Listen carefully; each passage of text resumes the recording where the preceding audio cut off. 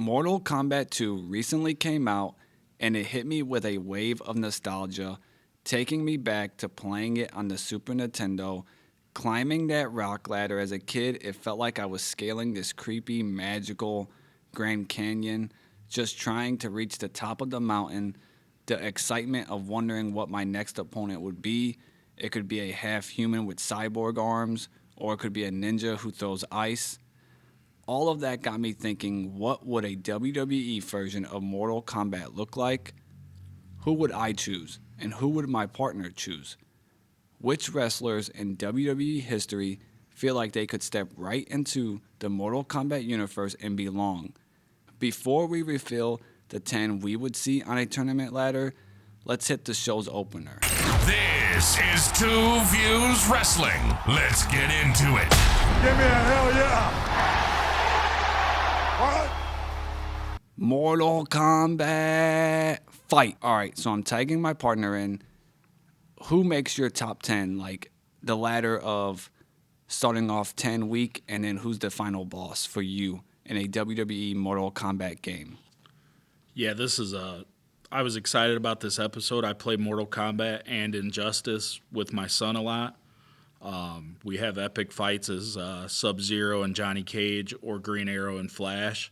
And I love professional wrestling, so this is a fun episode. For my first tier, first level guys, I went with the Powers of Pain.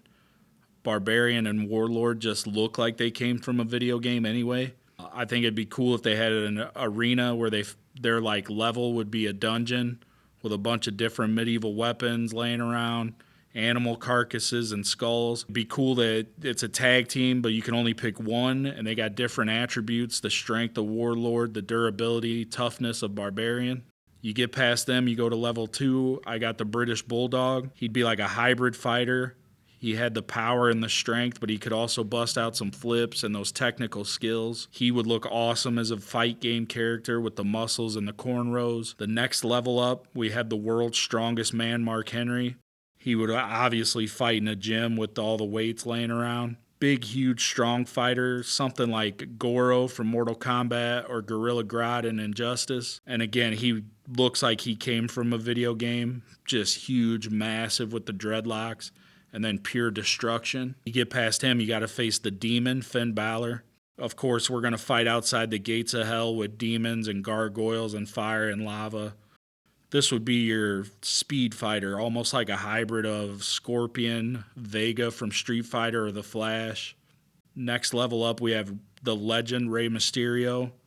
I think another cool guy for a video game, flying all over the place, the different masks and outfits you could have. You'd have to fight in a combination of Cali, Mexico, maybe on a beach with vendors selling lucha masks and a crowd standing around. Get past Rey Mysterio, and then you'd have to face Kurt Angle. I would make his battle arena a wrestling gym with the mats and guys grappling in the background. I'd have that pegboard on the wall with Loud and Swain climbing it. That's a shout out to Vision Quest. Angle would be a tough competitor in a video game with the speed and the grappling and the strength and the all-around craziness that we saw from TNA Kurt Angle. Next up, we have Triple H. I'd have his arena be like an old-timey blacksmith forge with all kinds of hammers laying around. And of course, we're going to use the sledgehammer as a weapon during the fight. And this would be that 05, 06 Triple H when he was kind of ripping off Conan the Barbarian, which I think Conan the Barbarian in a fighting game would be awesome. After that, we go to John Cena. He's probably the strongest and one of the strongest and hardest fighters to beat in the game. This would be your clean-cut hero like Guile or Superman. And then his arena could be a car garage with muscle cars. And then obviously no pictures on the wall and a kitchen counter you're not allowed to touch. The next level after him is The Rock. That's your Johnny Cage of the game. A movie star, but also a legit badass in this world. His battle arena could be a red carpet Hollywood premiere with spotlights and photographers and a movie theater. And if you get through all that, we're on the final level, and we have the final boss. This is Mike Tyson in Punch-Out. This is M. Bison in Street Fighter. The final boss to me of WWE is Hulk Hogan. First, let's talk about the arena. I was thinking a gym for hanging and banging, which represents the Hulkster. Then I thought a baseball field or a battleship with American flags everywhere. Both scream America. And then I figured, why not all three? If you're able to beat him, then you can unlock all three levels for future play. And to me, the reason he's the final boss is he's virtually unstoppable. He built WWE, he's the foundation, and then he's a guy that when you got him on his last leg and that health bar's just got one little sliver left, he rips that shirt off and powers completely back up, and you have to start all over again.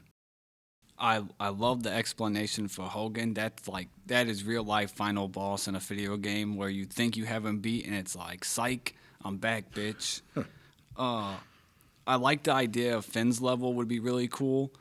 For Triple H, the level design, to me, I also like that too, where you could be fighting and then all of a sudden, oh shit, I can interact with this hammer. I can interact with this sledgehammer. I like that idea. I can throw a hammer. That would be cool. Rey Mysterio, he feels like a video game character, like you said, with the different masks you could put on, his speed, his moveset. And then with The Rock, I want to point out, you gave Hogan the final boss moniker, but what I liked about The Rock was I feel like he could be a guy, sure, Johnny Cage, but then he could flip a switch, split personality into the final boss form.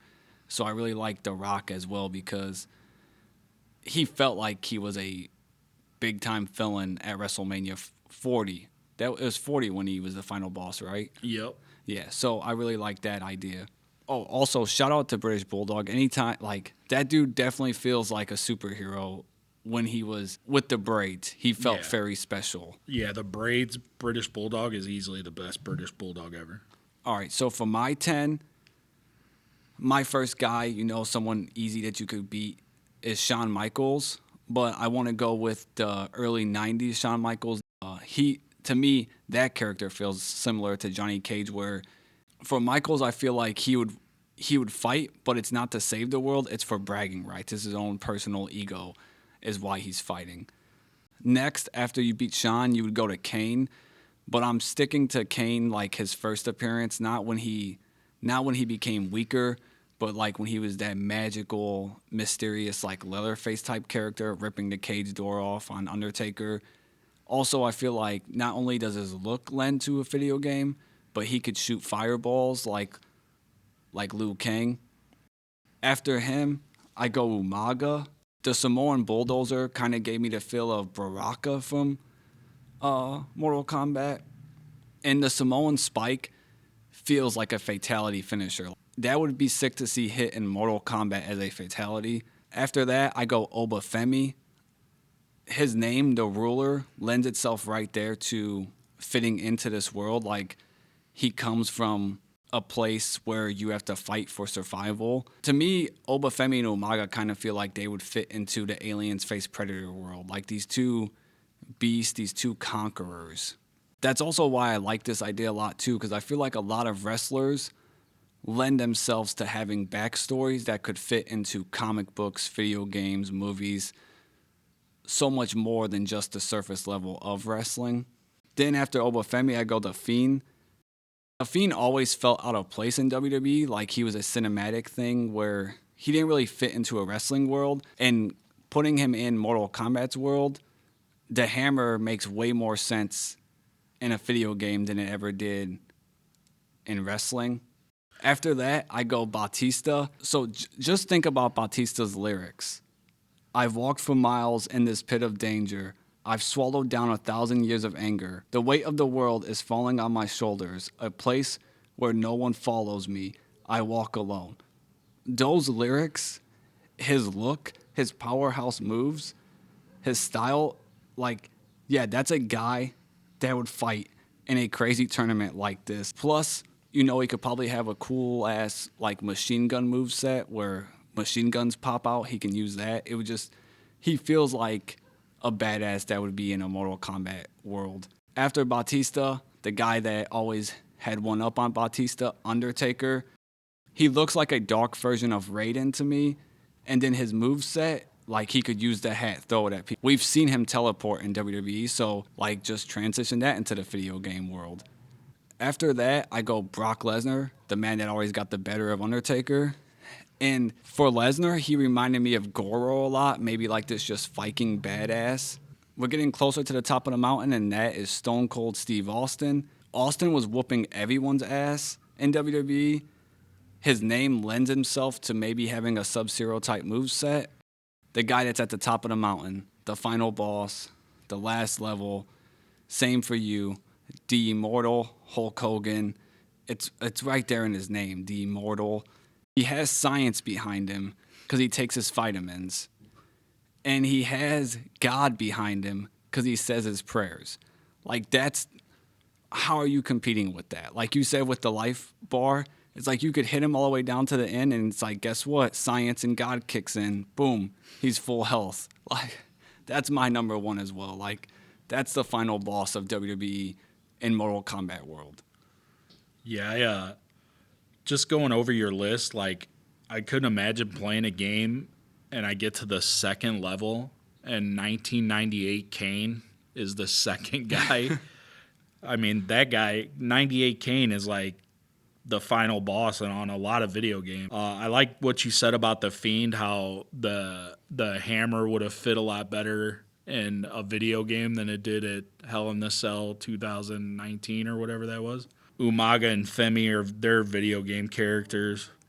I like Undertaker as like a goth Raiden. Not only could he throw the hat and teleport, but he could also summon lightning and flames whenever he wanted. Oh, yeah, dude.